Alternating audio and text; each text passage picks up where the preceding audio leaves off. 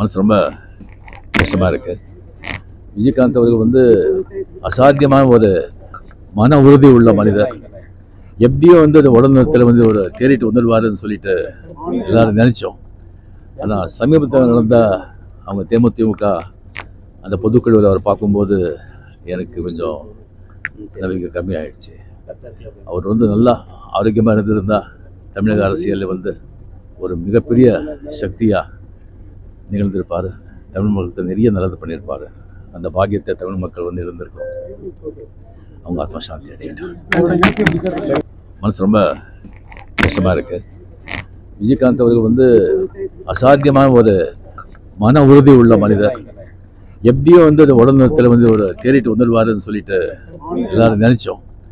ஆனால் சமீபத்தில் நடந்த அவங்க தேமுதிக அந்த பொதுக்குழுவில் அவர் பார்க்கும்போது எனக்கு கொஞ்சம் நம்பிக்கை கம்மியாயிடுச்சு.